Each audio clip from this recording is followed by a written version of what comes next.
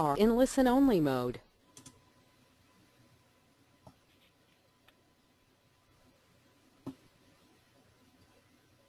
Hello, everyone, and welcome to the webcast. My name is Christine Dursey Davis. I'm the Executive Director of APA Ohio and Vice Chair of the New Urbanism Division, and I will be the moderator for today's webcast. Today is Friday the 13th of February, and we will hear the presentation, Communicating Design and Aesthetics in the Planning Process. For technical help during today's webcast, type your questions in the chat box found in the webcast toolbar to the right of your screen, or you can call the 1-800 number shown. For content questions related to the presentation, type those in the questions box also located in the webinar toolbar to the right of your screen. And we will answer those at the end of the presentation during the Q&A. Coming up on your screen is a list of the sponsoring chapters and divisions. I would like to thank all of those participating sponsors for making these webcasts possible. Today's webcast is sponsored by the Urban Design and Preservation Division, and we will hear from them shortly. To learn more about our chapters, visit planning.org/chapters, and visit our divisions, planning.org/divisions.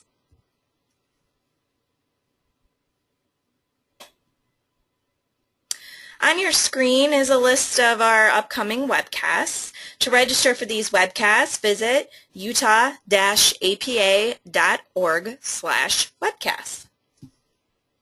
And to log your CM credits for attending today's webcast, visit planning.org, go to your dashboard, select Activities by Provider, which today's provider again is the Urban Design and Preservation Division, and then simply select today's title. This webcast has been approved for 1.5 CM credits for live viewing only. Some recorded webcasts are available for distance education. For availability of that, just visit utah-apa.org/webcasts. And like us on Facebook, Planning Webcast Series, to receive up-to-date information on our upcoming sessions. And we are recording today's webcast. Just simply visit youtube.com/planningwebcast for today's video and videos of all of our previous webcasts. You can request a PDF of today's webcast by emailing planningwebcast@yahoo.com. Next, I'm going to turn it over to Margaret Rifkin of the Urban Design and Preservation Division. Margaret. Welcome. As Christine said, I am Margaret Rifkin from the Urban Design and Preservation Division, which is hosting today's webinar on communicating design and aesthetics in the planning process. First, though, before I introduce our speaker, we do want to invite you to become more involved in the division. For example, you could write for the quarterly newsletter, showcase a project you're working on or you're excited about, or perhaps help out at the national conference this year in Seattle, or get involved with one of our other initiatives. If you're interested in doing that, you can use the question box, which will be on your screen today, and you can send a message to us right now if you like, and we will get back to you. With that, I'm pleased to introduce Kurt Culbertson, Fellow ASLA, who is the Chairman and CEO of Design Workshop. He's a graduate of Louisiana State University, holds a master's degree in Business Administration in Real Estate from Southern Methodist University, and he's currently pursuing a doctorate from the Edinburgh College of Art. Kurt joined Design Workshop in 1979. He's a full member of the Urban Land Institute and has participated in the Recreation Development Council. He's also served as a Fellow of Dunbarton Oaks, the American Society of Landscape Architects, and the Institute of Urban Design. He's received a Fulbright Scholarship to the Wirtschaft Universität in Vienna, Austria. He's also served as co-chair of the Cultural Landscape Foundation. He is a registered landscape architect in several states, Colorado, Louisiana, and South Carolina, and he's also a lead certified designer and a member of the American Institute of Certified Planners. Welcome, Kurt. Thank you. For those of us on the East Coast, good afternoon. For those of us on the West Coast, good morning. And for those of us in the middle, I hope you will have a nice lunch while we talk today. What I'd like to offer is an overview on a broad range of topics that deal with the question of communicating design and aesthetics. I will touch briefly on the question of understanding the legal framework for aesthetic regulation. I will emphasize that it's important to determine the political base within your community for addressing aesthetic issues. I will urge you to evaluate the economic implications of these questions, try to clarify the terminology if I can, talk about establishing an aesthetic, understanding the design process, and particularly for those of you who are public sector planners, understanding how your regulatory environment might relate to the design process.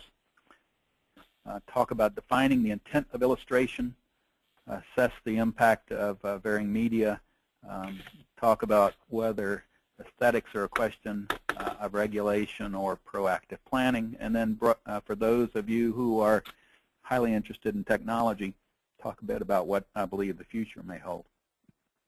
As you can see in the diagram to the right, sustainable development is typically defined as the balance between economics, community, and environment.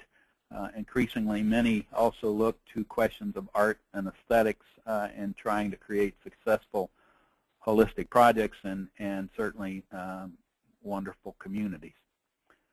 As I said, I'm not going to deal with all of the legal questions of aesthetics, but I have referenced here a number of publications and would urge you to study Berman versus Parker, the U.S. Supreme Court ruling in 1954, which first addressed the questions of aesthetics and zoning, and consider these questions so that as you move forward you have a firm legal understanding of the aesthetic issues, and urge you to consult your city or county attorney or others who may be able to offer legal advice if you're considering crafting regulations or legislation.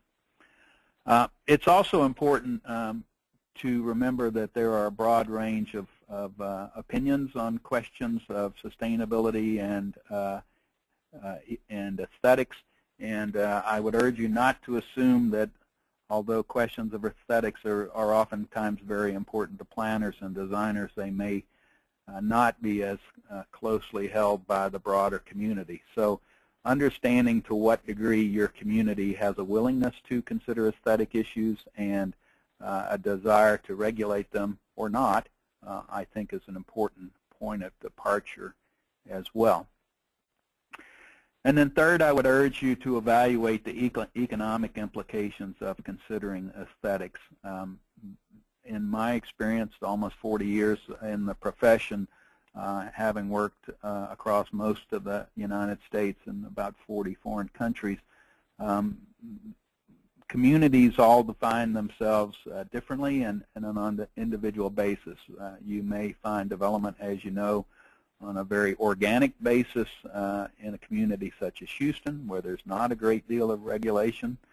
Most communities deal with questions of the functional uses of land and the relationships between different land uses.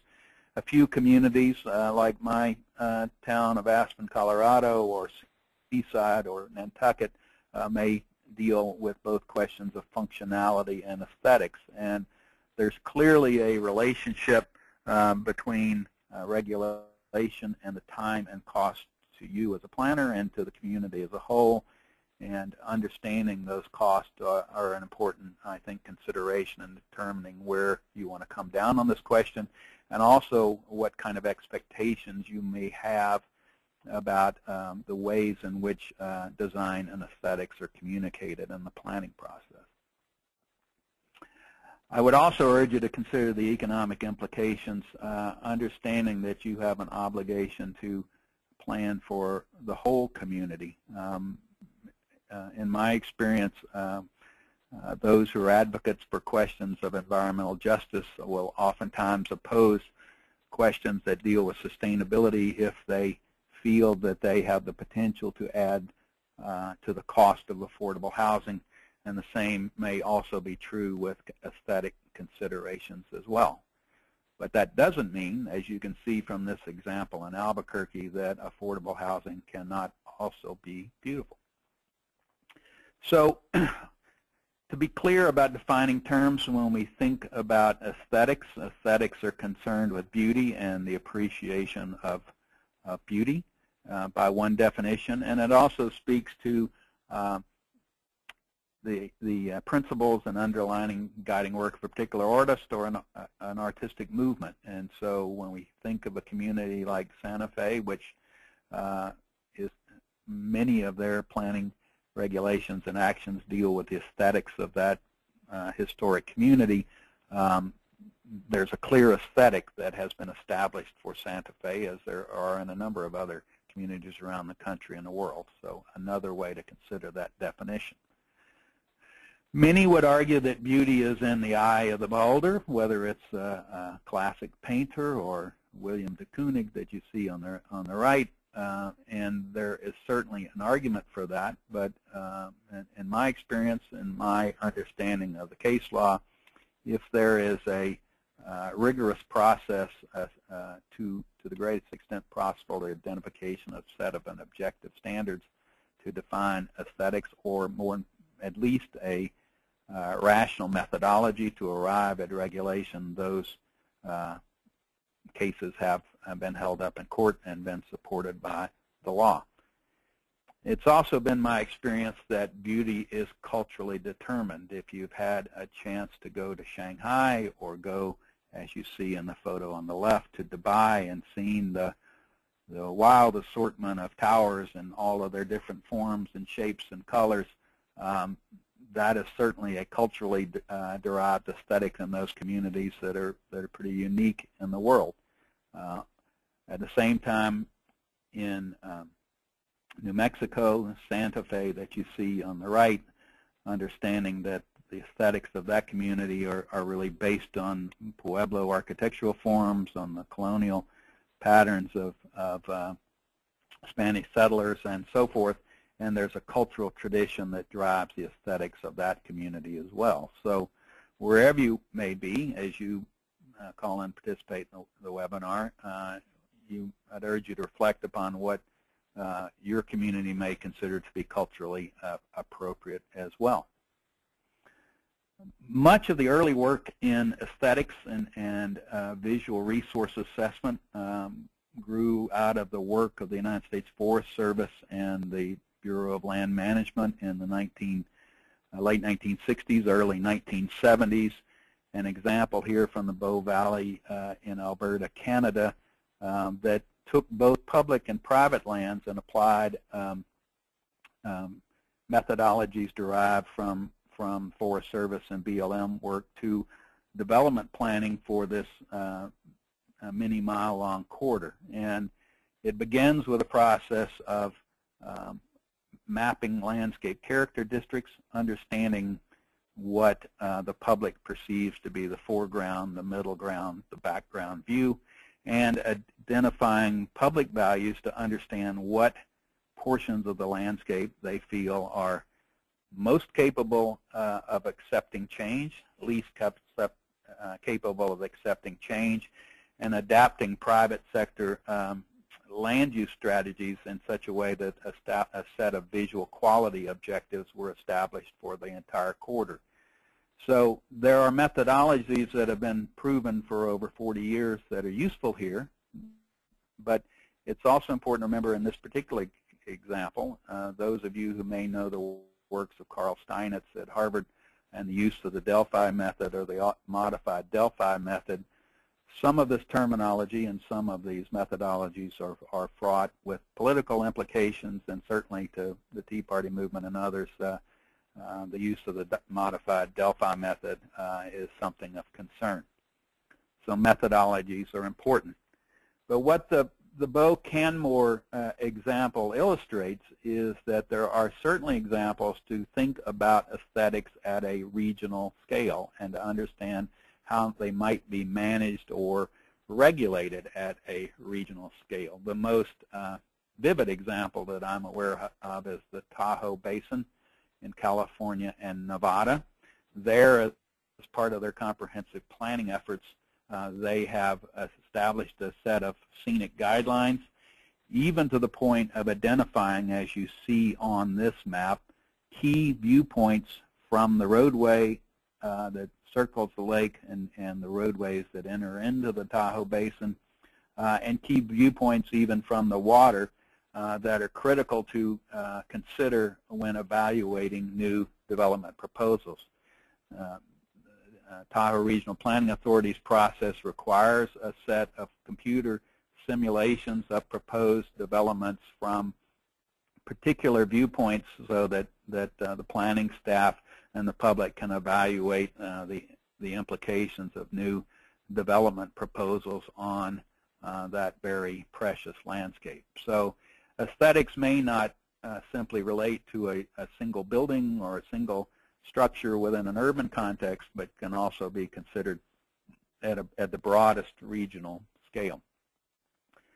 Many of you are probably familiar with the work of Tony Nelson, and the question of visual preference studies.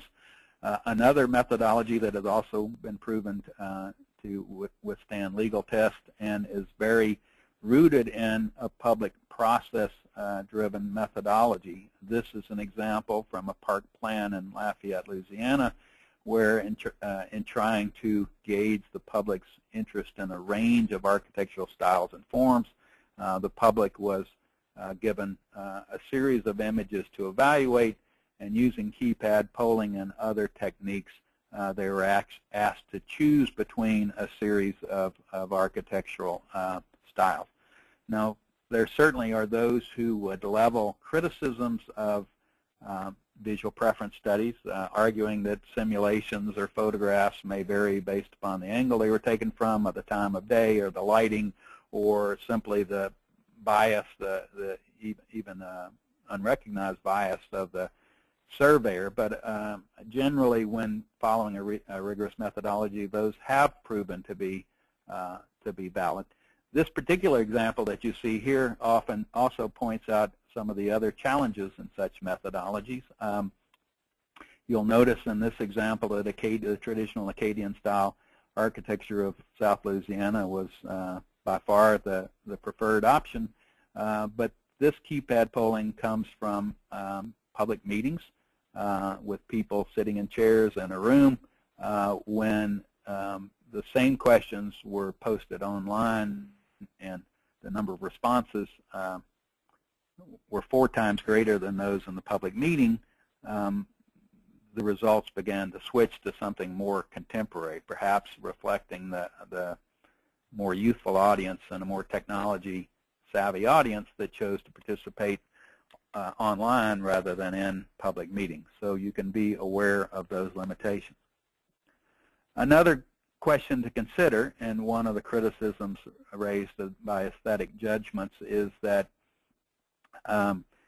by trying to seek to eliminate things that are too diverse for a community, or trying to regulate away from too much homogeneity, or trying to regulate places that are not in character, those tend to be the forms that aesthetic regulations take. Some argue that it precludes the ability to truly create art within the community and to accommodate the unusual. A classic example being the traditional architecture that you might find in many new urbanist communities, and contrasting that against the kind of modernist expression of architecture that's represented by Bilbao and other more contemporary works of architecture. So as you think about the regulatory environment, as you think about planning for communities, it's important to consider how the regulatory environment relates to the design process, and really to understand the design process. All of you have, I believe, some form of training and planning. Some of that may be more policy related or environmentally related or traffic related. Some may come from more of an urban design background. And so some basic understanding of the design process is important, I think, to calibrating the regulatory environment and the expectations of how design is communicated. So to think of design as a plan or a drawing about how something might look or function, and understand the design process as an iterative process. Here's an example of the original master plan for what's known now as Riverfront Park, but the Central Platte Valley in Denver. A hand-drawn sketch of how open space and future buildings might relate to the Platte River. A sense initially of how buildings might help to form that urban space, and how the open space from the river might flow into the heart of the community. And then the further evolution of a plan to something more specific, this being one of the very first examples in the United States, the form-based codes. And then the use of a professional illustrator to give the public a sense of how the architecture might appear once realized, and then transitioning to a photograph from a very similar viewpoint of the sketch of how the built product was realized. So in many ways, that sequence might be the ideal example of how to illustrate design, understanding at a conceptual level that plans and sketches are initially generated, that they are modified over time based on public process, but that along the way there's a series of sketches or models or illustrations that give the public a sense of what the project is going to look like, and ideally at the end of the day understanding that what gets built is very similar to what the public had come to understand. But that question of the iterative process, if you put it in design terms from the perspective of an architect or a landscape architect who's trying to build something, really moves through 4 processes. One is an initial conceptual design, what would be called a conceptual design, and you can see it's a fairly loose sketch without a great deal of detail. It simply begins to explore relationships. To schematic design that looks to understand how pieces of a master plan fit together. Are they dimensionally correct? What's the relationship of one building to the other? What are the programmatic elements that are incorporated into the landscape?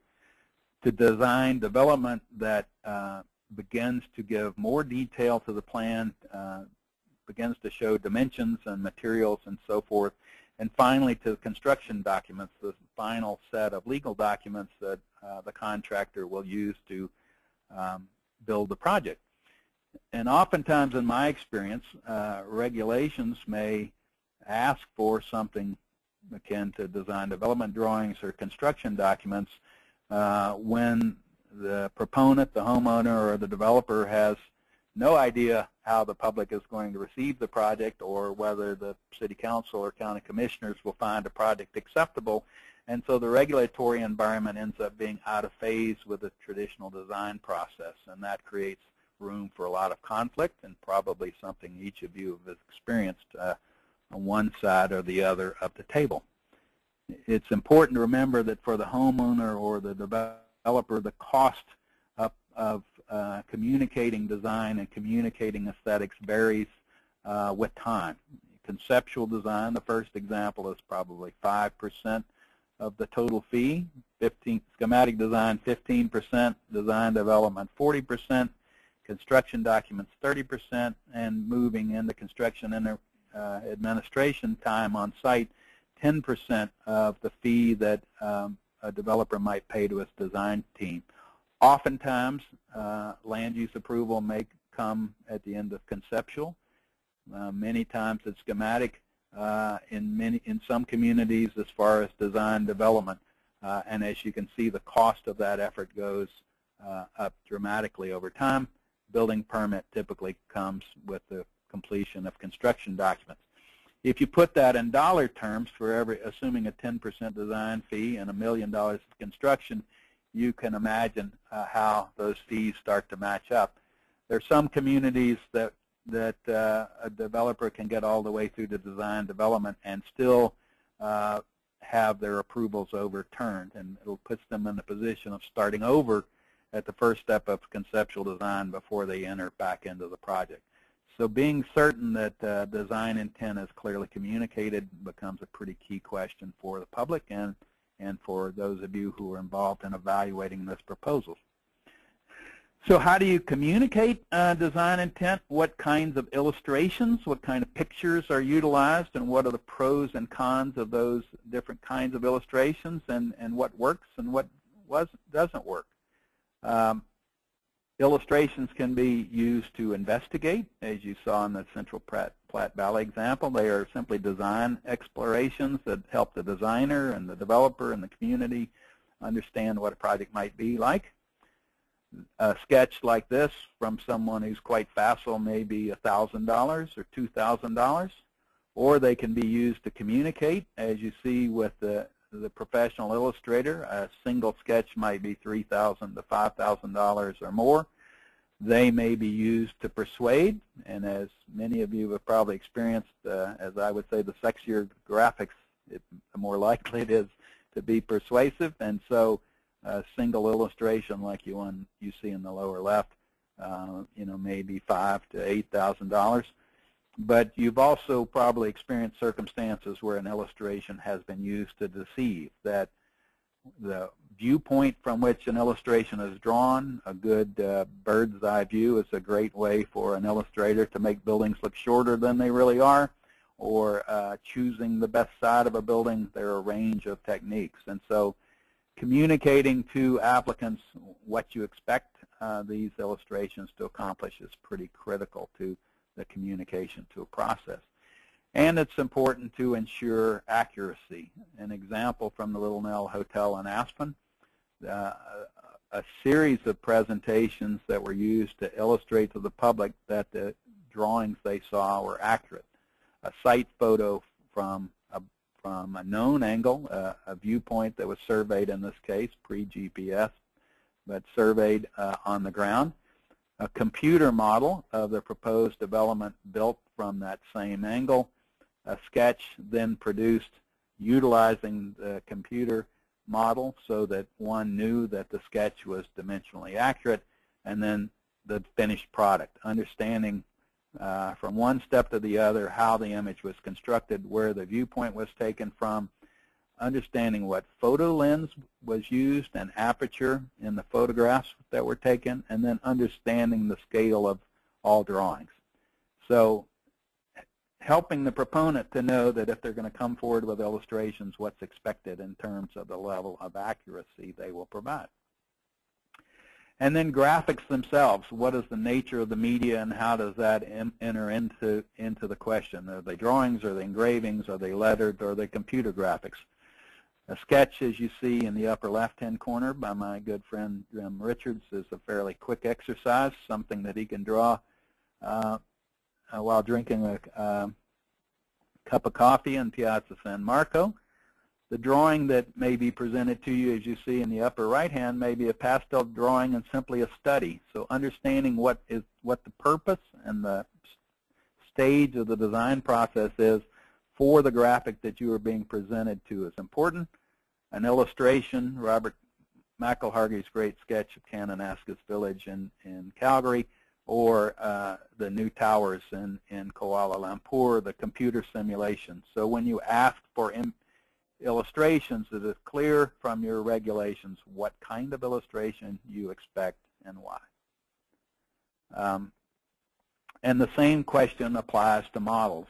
An intern or a student can produce a study model, as you see in the upper left, fairly quickly. Maybe that's $500 or so to produce. Some models are intended simply to be massing models, to understand the relative heights of buildings in relationship one to the other. Another price point, the computer model, SketchUp and other programs are quite easy to generate, and at the same time, presentation models, as you see in the right-hand corner, can be tens or hundreds of thousands of dollars to produce. So again, the regulation and expectations being clear on both sides of the table of what is expected of people and what the purpose of these models are intended to communicate. And then how do these questions about aesthetics and regulations get codified?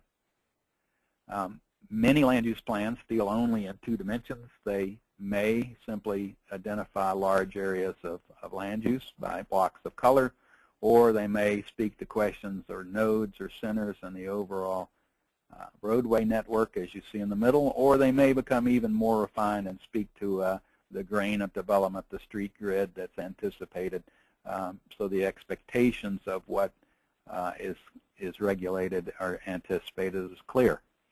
In my experience, more detailed communication of aesthetics is accomplished one of two ways. Either a pattern book, as you see here. This is from the Umar Park development south of Minneapolis, an understanding of the historic architectural forms of the Minneapolis region, diagrams to assist home builders in trying to produce the purest and best examples of those traditional architectural forms as possible, applied to single-family residences on the left, to multifamily mixed-use buildings on the right.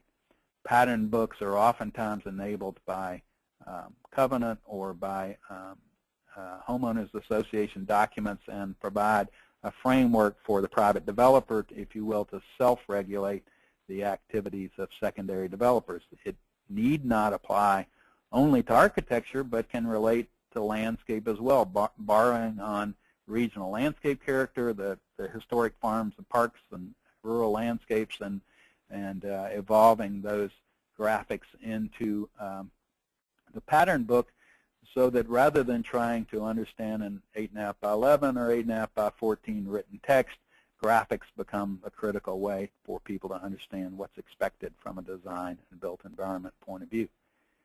Many of you have worked with form-based codes, similar in many ways to pattern books, the basic notion being that it's less important precisely what the building looked like, but more important is how a building relates to the street or to each other, and how those building public realm relationships come together to create great communities.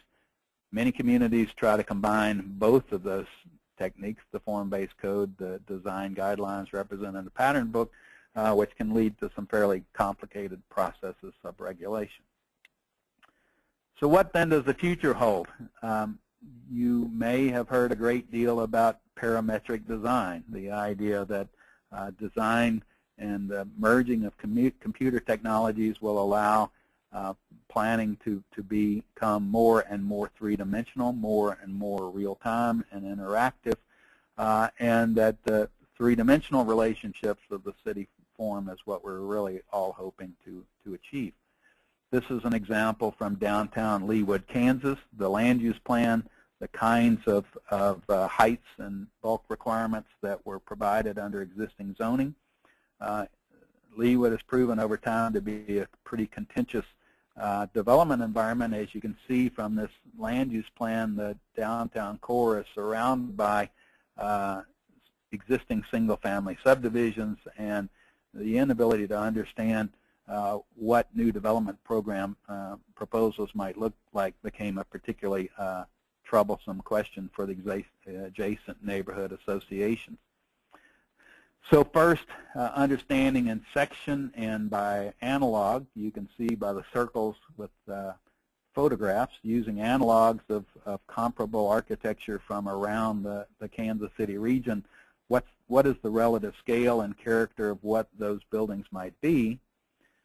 But the breakthrough, I think, is really using software programs like Grasshopper and really interactive programs to begin to model three-dimensionally the height, bulk, and mass of what is allowed by the underlying zoning, and to begin to shape an urban form for this roughly 600 acres that was acceptable to the adjacent neighborhoods. And the beauty of this kind of system is that it allows you to establish parameters such as parking ratios or floor area ratios and so forth, and produce a set of charts that allow you to calculate in real time the total square footage reflected in the plan, the total parking requirements, and as you move buildings up and down as a three-dimensional sculpting exercise to understand how much development is yielded from different land use scenarios. So it's this merger of design modeling systems that are most promising, the ability to take elements of computer-aided design, CAD, of building information management, BIM, modeling of geographic information systems, and merge those together so that one can take a CAD drawing like you see on the left and in real time see how the plan changes are reflected three-dimensionally. So rather than produce a design in 2 dimensions and then illustrate it, the future of the technology is that the illustration occurs in parallel with the planning process. Even more exciting and perhaps most speculative is to really understand how contemporary culture finds its way in the planning environment. What is the role of gaming and entertainment technologies to communicating design and aesthetics?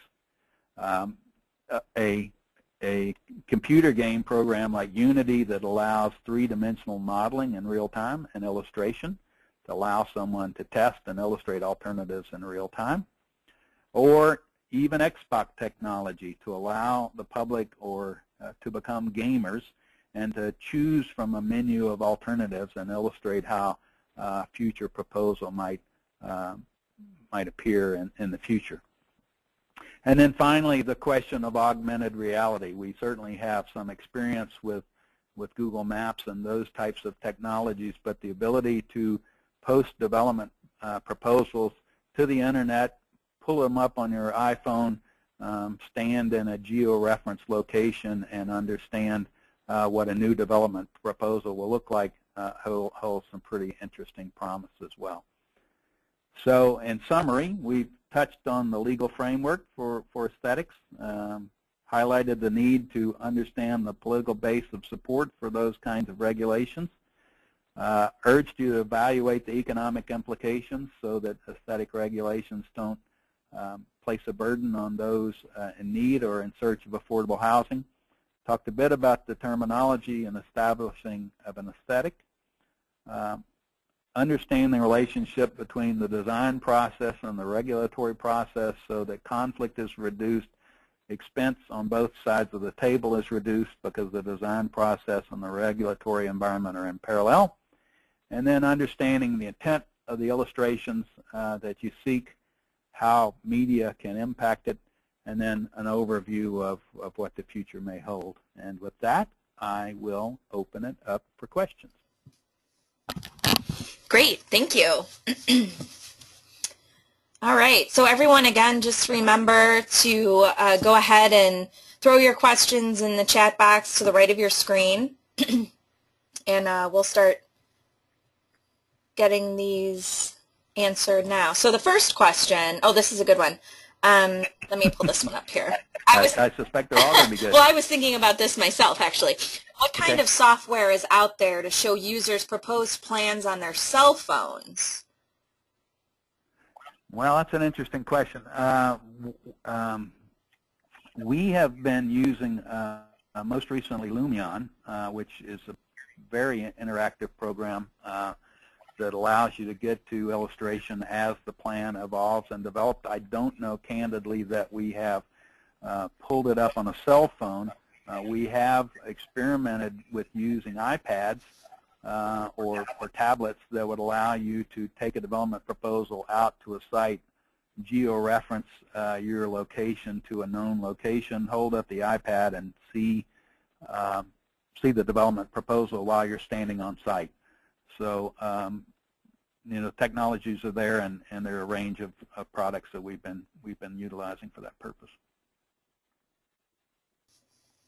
Great, thank you. iPhones may be a little tiny at this point, but iPads. Well, they're getting bigger and bigger, so. Oh yeah. Do you have any input about the relationship between placemaking and aesthetics? Well, that's a very good question. Certainly, placemaking is about the three-dimensional quality of the space.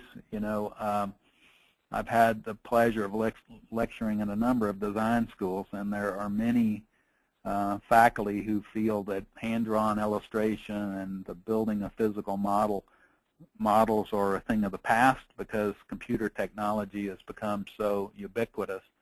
I would tell you in the design studio, we believe we are, or certainly strive to be on the leading edge, if not the bleeding edge of technology, but we still feel that hand drawing and physical models are important because a wide range of media all relate to or different ways of seeing, right? And there are some limitations, in my opinion, of computer technology and looking at something on a tablet or computer model to be able to perceive the qualities of space. And so physical models, particularly if they're built at a fairly large scale, I find easier to really understand the three-dimensional qualities of the space, which are critical to placemaking. So a drawing can give you the look of a place, but not necessarily a sense of space.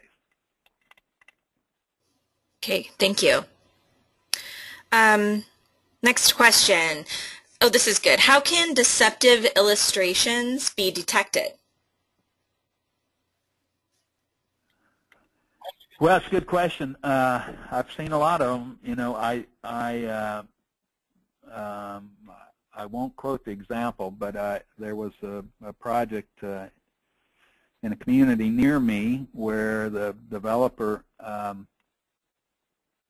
had a series of drawings of proposed buildings.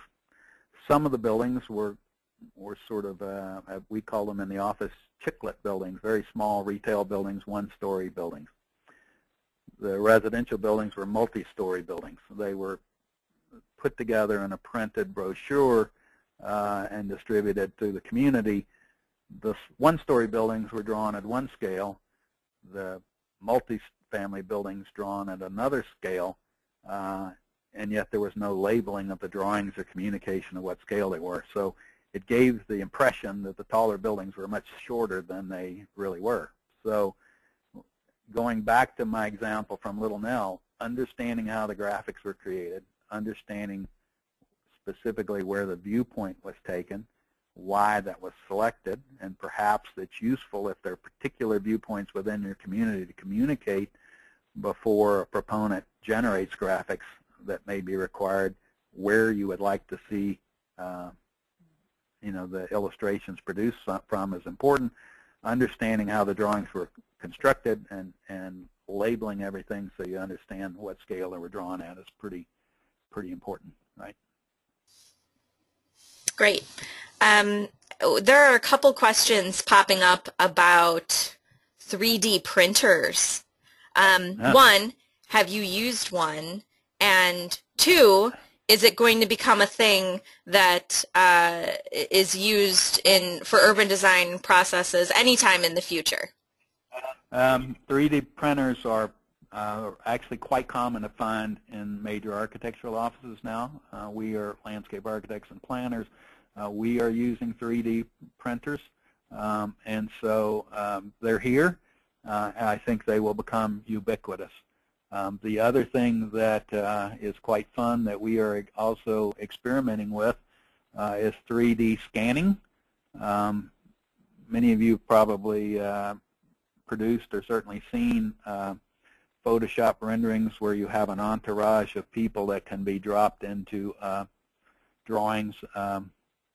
One of the young fellows in our office who's very technologically savvy has been scanning the people in our office so we can drop ourselves into our illustrations.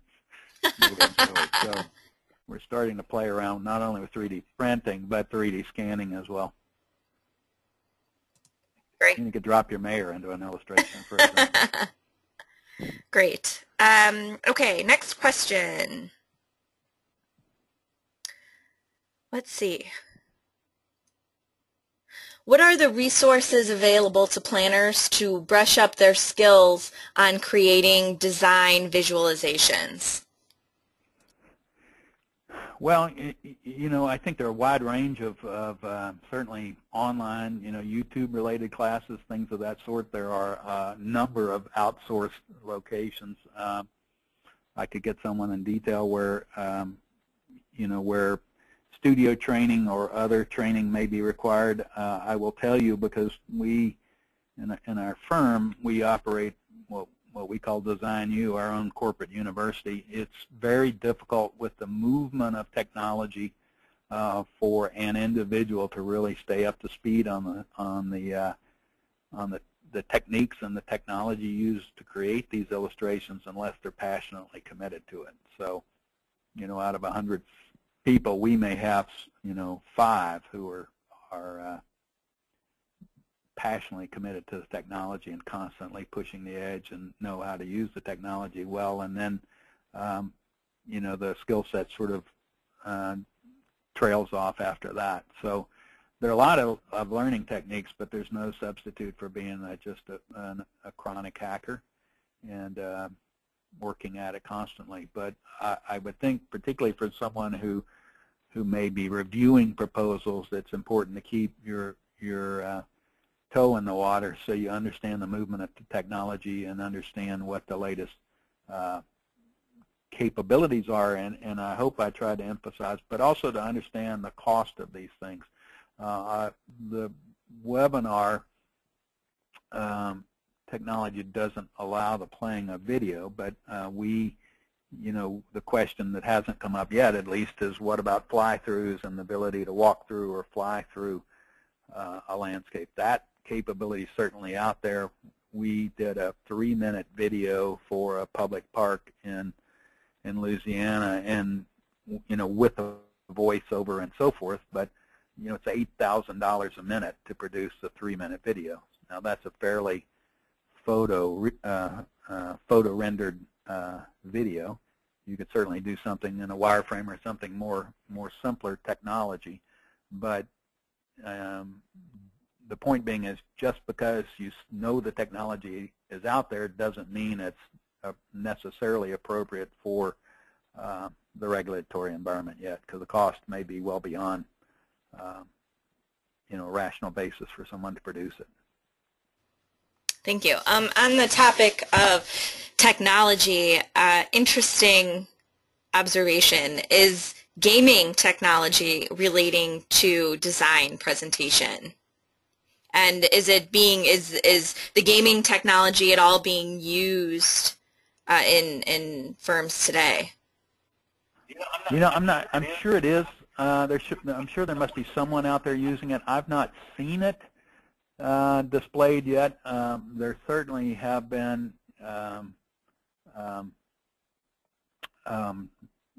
certainly the latest capability from ArcInfo on City Engine, for example, one might argue is a bit of gaming technology. It's a little bit like SimCity and applied SimCity, if you will. And so I think we will see more of that, and at the pace of technological innovation, I would think in 3 to 5 years you'd probably begin to see that if you haven't already.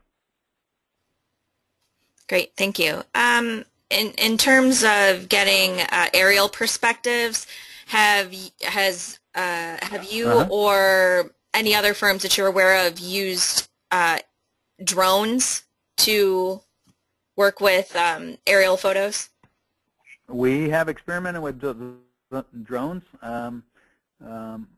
Certainly for construction observation, it's quite common now. We have a number of projects under construction right now where we get online drone photos showing the process of construction, particularly when there are sites that are remote to our office. We have experimented at this stage.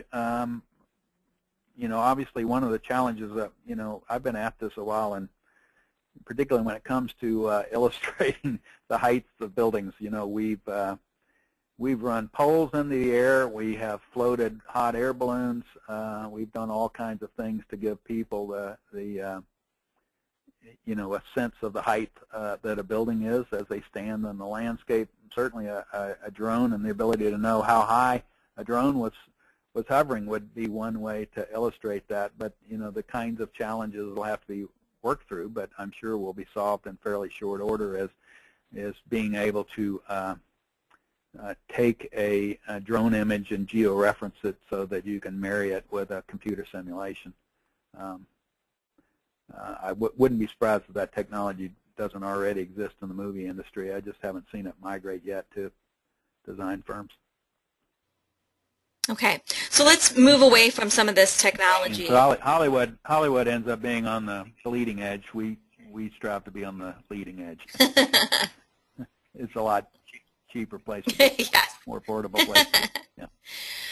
So let's talk about aesthetics and the term and how we define it a little bit. You or I might look at something and say that it is aesthetically pleasing, and the third person that we may be talking to could say that it's not.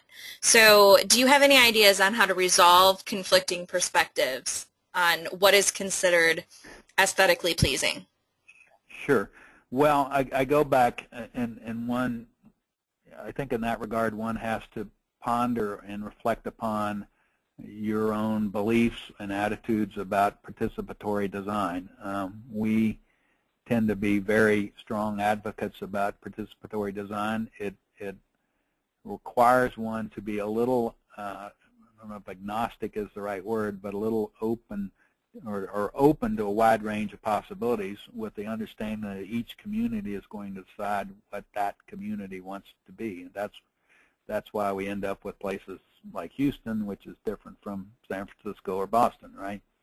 And so what we found in working in the field and working in a public forum is that if you use, particularly if you use participatory techniques like keypad polling or online surveys, or even simple processes in a visual preference study, the kind of dot exercise that many people have used in a public setting, that what you're striving for is not consensus, but what you're striving for is informed consent. So the public has had a chance to consider an array of options, and some may go away angry, but if the process is open and transparent and robust, you typically reach a level of informed consent that allows a proposal to move forward. So you can never resolve all of the conflicts, but I think often when people realize that the majority of their fellow citizens feel a particular way about something, and they understand that they're in the minority, that you can get to a place that allows you to move forward. The obvious danger in that is the tyranny of the majority, and those who have private property rights and so forth being abused because majority opinion infringes upon their personal rights. So it's it will probably always be a wicked problem and not something that's easily resolved, but there's certainly some techniques that allow you to work through and move forward.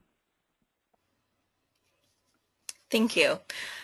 What are some, in your opinion, advantages or disadvantages of appointing professionals with design experience on local planning boards and commissions? Well, the advantages are that you have people that understand the design and construction process of where a project is in the design process, and they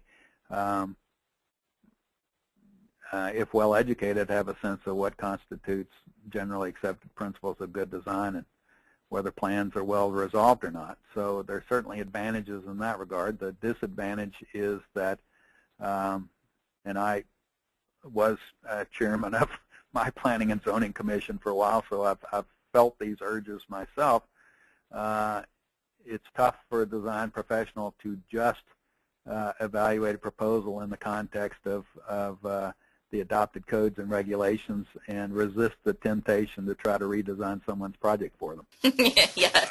So I'd say it's very it's really based. The pros and cons are largely based on the characteristics of the individuals involved. Okay. I've had chairman of the planning commission, as pops into mind, 20 years ago, chairman of the planning commission in Albuquerque was an architect and a very gracious and well-reasoned man, and he did a beautiful job. And I've been in other places where, the director of the planning commission will take out a pencil and start redrawing your project for them. So depends on circumstance. Okay. Next question. I want to make sure that I get this question right. Is good design considered a public good? And if so, how do we preach that? Question. I think that you could answer that question in the negative or the affirmative, in the sense that I think there's case law that would suggest that something that's ugly or unattractive can be demonstrated to reduce property values, right? And therefore there's an argument for regulating regulating the unattractive, if you will.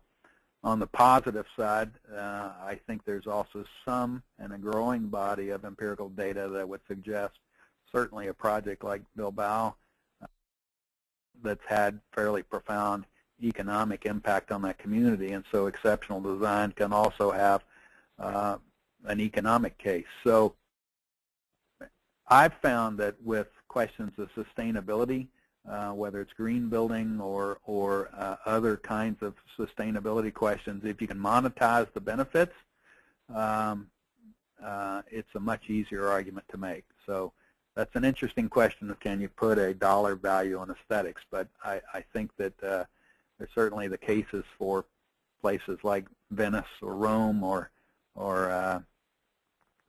Carmel, where the beauty of the place is certainly a big part of what attracts people either to visit there or to live there, and so there's a case for it. So I don't want to reduce everything to dollars and cents, and there certainly are quality of life benefits and broader, if you will, spiritual questions about the quality of the environment, the built environment that could be raised. But I would, if I were in that situation, if I were in a situation as a public planner, if I could organize symposiums and simply think about an education process about good design rather than simply a regulatory process to try to get to good design, those two things go hand in hand. Okay. There's Daniel Kimmis, who was the mayor of Missoula, Montana, wrote a wonderful book that I first came across over 20 years ago called Community and the Politics of Place. And Daniel quoted Thomas Jefferson, and I'll paraphrase, but he said, then say which is better, to give power to the government or information to the people.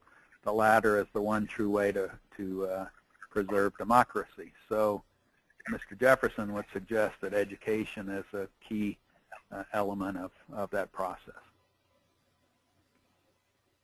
Great. Thank you. Can you suggest resources that would help a smaller suburban community raise the level of community understanding of design and aesthetics? Wow, that's a good question. I have to say, not off the top of my head. There's certainly the possibility of reading lists. There's certainly a possibility of films or videos on that question.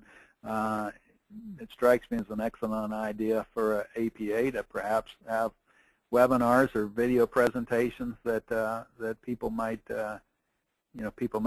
tune into. And one thing I would observe working around the country is community design forums that are affiliated with local universities have been pretty powerful. The one at the University of Arkansas, for example, has done I think a really exceptional job in the smaller communities in Northwest Arkansas to elevate design. So I think I would look to academic partnerships, particularly with those community design centers or forum kind of environments. And I think most universities have them. The Conway School of Design, which is the landscape architecture program in Western Mass, most of their student projects involve projects in small communities, New England communities, particularly in Western Mass. That's another great example of drawing on academic resources, which are pretty low cost. Okay, let's turn to aesthetics and regulation. First question on this, can you speak or recommend any levels of detail in regulatory documents, or perhaps point us towards some good examples? Well, again, I go back to the early part of the presentation. We had a graph where there's a question of the level of regulation and the level of cost, both for your community and for developers or proponents of development. So I think understanding where you want to be on that spectrum and where there's political support to be on that spectrum is pretty critical. Many times we've seen people borrow regulations for another community that they found the regulations to be attractive, but they may have been bargaining from a community that was working with a much stronger economic base, and so the regulations become, very burdensome and create a challenging economic environment for the community. And it may well be that that's what the community wants, right? They don't want to see a lot of development. They don't want to see a lot of change, and that speaks to the customization, of the circumstances. I find that the level of many of the form-based codes that you see out there are pretty solid because they deal with what's essential about placemaking and urban form, and generally less so about materials and the very, very specifics of architecture, if you will.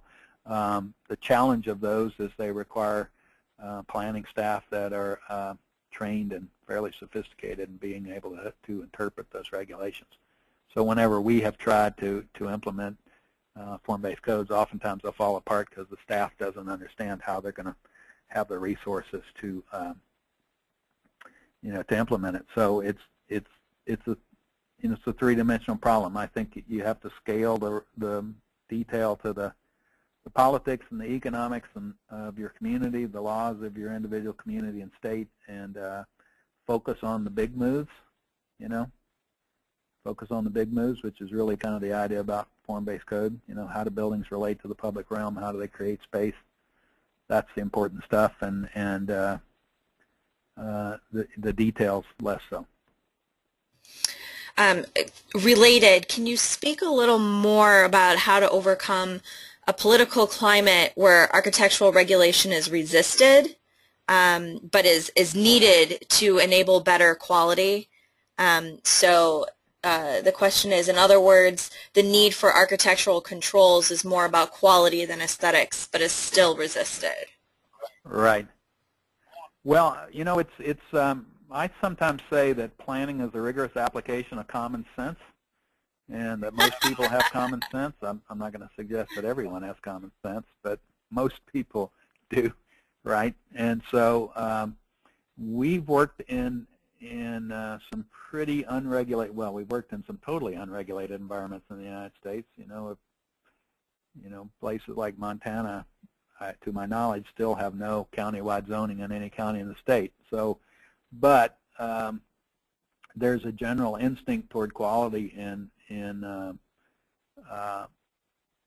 most folks, and people define quality on a local basis. And so I think that working by analog, you'll recall in the Leawood example, we showed buildings of different heights, and we showed photographs of comparable projects to give the public, give the city council, the planning commission an idea of what those projects might look like. That's a very simple technique that we found to be pretty effective. You don't have to worry about having all of the computer software. You don't have to worry about building physical models or hiring professional illustrators. But if you got a cell phone or a camera, you can take examples of projects that are comparable, and that's a very useful communication technique, and particularly if they're photos that are gathered locally. Or we oftentimes ask communities what other communities they benchmark against. What community do you aspire to be? Then you can draw examples from the communities they aspire to be or the communities they participate. or they compete with, right? And that's politically, if you will, just educationally a lot more acceptable technique than riding in at the as the out-of-town consultant and telling someone the way their community ought to be. You know, we found in the Midwest you don't want to show people examples of projects with palm trees in them, right? They don't consider them to be relevant analogs, right? All right. You've mentioned throughout your presentation that you have given several presentations around planning schools. How are planning programs changing to leverage advancements in communicating design and aesthetics? Do you have any examples from planning schools that you visited that are doing this really well? Wow, you know, wow, there's such a spectrum of planning schools and the things that they focus on, right? And so, and planning is such a broad profession, and so, you know, those that tend to be embedded with or related to design programs tend to do the best because the students may be exposed to the design activities, or they may have collaborative exercises with other students, right? And so they develop, even if they don't consider themselves to be physical designers, you know, they develop an understanding of the process. So, you know, that would be, you know, University of Texas comes to mind as an example of a fairly integrated program. So those are the ones that would tend to rise to the surface, in my view. If the focus is you know, strictly on broader policy-based or regional planning issues, there's oftentimes not a lot of exposure.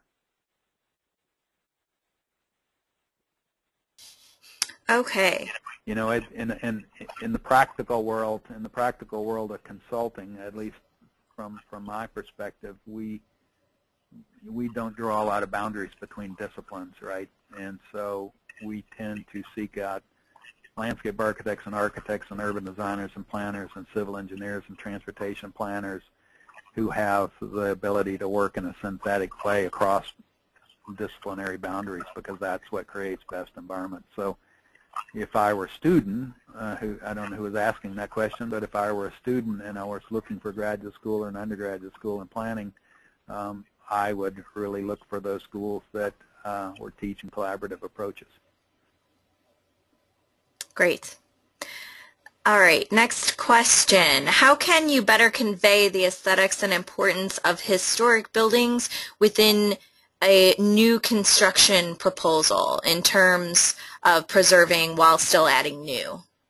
Right. You know, we we had an interview in South Dakota. I won't tell you what town it is because we're still waiting to find out if we got the job. But we had an interview in South Dakota this week, and we had, I think, the best question we have ever gotten in a public interview. And the client, I was going to try to read the quote. The client said, "Our town has a history of prostitution, gambling, and mining. How do we design a streetscape that does not become too cute and too precious?" Right? This is a very interesting question, right? Which is, you know, what is the true and historical integrity of our community, right? And how do we capture the essence of it? And I think that gets to two things raised by that point. Is one is your historic preservation philosophy built around buildings that, trying to regulate buildings that look a lot like the historic structures. Santa Fe, in my experience, comes to mind as a place where the buildings are intended to look very much like historic structures and very closely follow the materiality. Aspen, where I live, is certainly a historic community, but it also has a lot of contemporary architecture where the height, mass, scale, and materials. Aspen, over the 30 years I've lived there, is becoming a little bit like an Italian hill town, which is the materiality ties everything together, but new buildings are intended to be new buildings and old buildings are intended to be old buildings. So I think being clear on what your philosophy toward new buildings is, and then really really consider, as you might in a form-based code, what are the elements that provide for continuity. Usually they are things like floor plates, floor-to-floor heights of ground level retail, or floor-to-floor heights of residential units above. So window lines and door heights and things of that sort. General scaling of facades is consistent, even though the architectural character may have a very broad range of expression. Sort of along those lines, aesthetics and design should work together. But what happens when a project has a great design and bad aesthetics, or vice versa? Yeah. I'm making you work for it this afternoon, aren't I? It's okay. It's almost 5 o'clock, so I'll be okay. Well, that's an interesting question.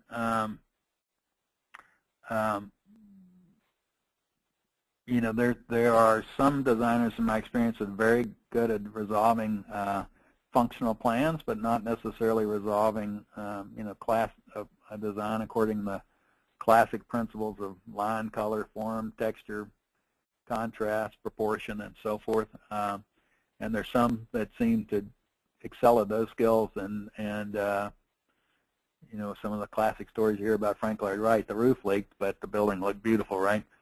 And I don't know if there's a clear answer for that one. I think if you take the pattern book example I showed earlier from Umore Park, you know, you have to remember that the vast majority of structures in the United States are built without architects.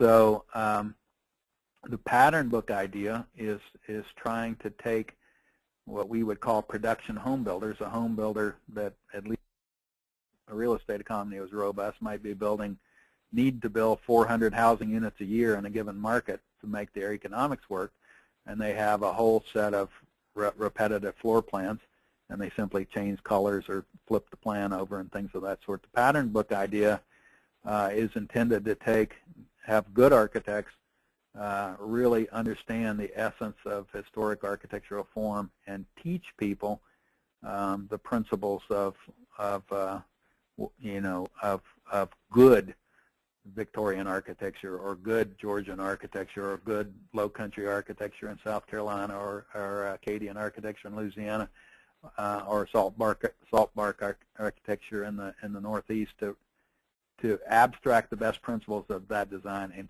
and create pattern books and educational sessions. I go back to that, educational sessions that communicate how do you take your basic floor plans, how do you take your basic elevations and tune them up.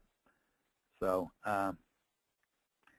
it's tough to, I guess that question also comes to mind, speaks to the issue of being a proactive planner versus a regulatory planner. You know, if you're trying to talk someone into making their building better once they've already submitted to you, and you've not proactively communicated what you would like to see, it's really tough.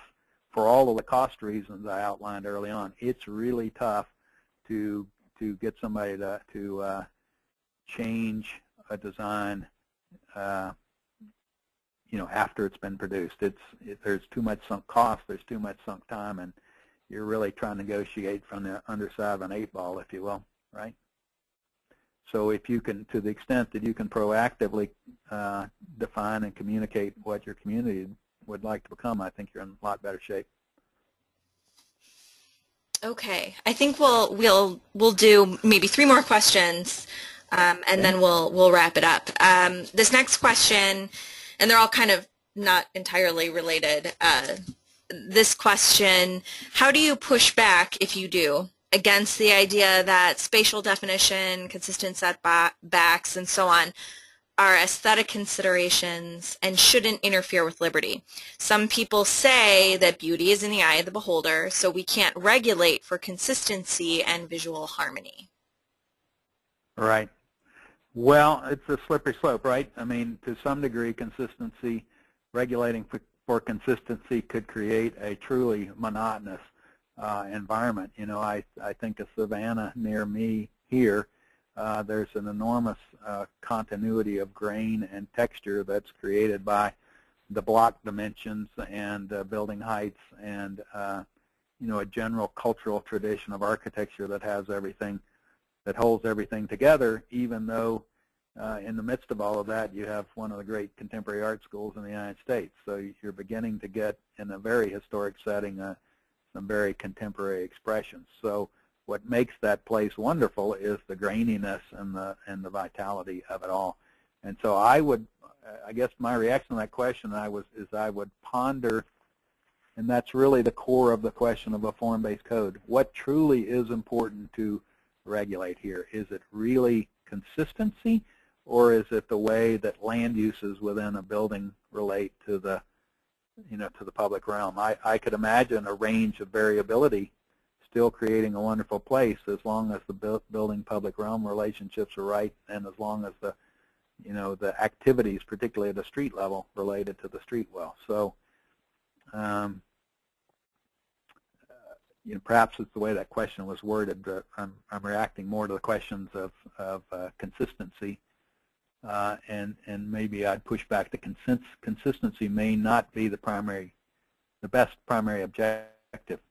Variety may be appropriate as long as the use relationships and scale relationships are right.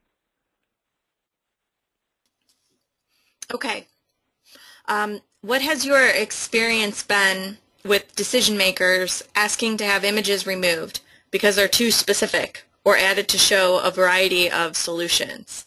How do you anticipate the sweet spot in preparing a planning document or design guidelines for a particular community? Well, a couple of things that strike me. One is to, if I think if I were preparing a planning document, I would probably lead the public, the planning commission, my council, or my county commissioners. I'd probably lead them through a process that identified what their objectives were from the beginning, right? And you know, if we're, you know, going back to one of the early questions, if we're going to regulate something, what's most important to regulate in your view? What priorities would you place upon them? You certainly can regulate everything, but there may be limits to manpower and limits to resources to do so, and there may simply not be the political will to regulate everything. So it seems to me getting everybody on board in terms of what their priorities are, as I like to say, as Stephen Covey would say, begin with the end in mind. Get everybody on board with what their priorities are and what's important, and then let the document grow out of that process rather than sort of create it, if you will, in the studio or in the office based upon what you feel is the right thing to do, only to find out that you've overreached or you've underreached according to what people have in mind. You know, we are also fierce believers in a performance-driven design process, so we like to do that same thing around questions of metrics, be it environmental performance or community performance. You know, how are we going to measure the success of this plan when we're done? So I think that kind of goal-setting process early on is pretty critical. And candidly, what it also springs to mind, in the last couple of years, we have created internally a set of document production standards, because oftentimes you will produce, which would be another topic for a webinar, you know, you produce a planning document and the document gets submitted to staff, and if you're a member of staff, you may find a document gets submitted to the Planning Commission or Council, and on edit number 15, you know, you're still working on it, right? The documents go through countless revisions, which is very time-consuming and very, very expensive. So we have tried to develop methodologies where you get everyone to agree on a table of contents and general length of documents, and even to speculate before you've even produced the graphics, what graphics you're going to produce before you even start, right? So you at least, again, begin with the end in mind and try to avoid rework, right? I hope that answered the question. Okay, well, if not, it was Margaret's question, so you can just follow. She will follow up with you. I know where to find it. Yeah. Okay, so last question. You spoke for a moment. You started to talk about metrics, and let's talk about LEED standards for a moment. And do you feel that designs and development should be required to meet LEED standards? And I guess before that, do LEED standards, should they really even be playing a role in the design process, or is it a separate process? Well, again, every community is different. I think that in a way is a great thing that every community is different. That's what creates the vitality of the country and vitality of the world. And you know, and some communities are ready for those kinds of standards, and some are not quite. Some have the fundamental real estate economics to support those kinds of standards, and some don't.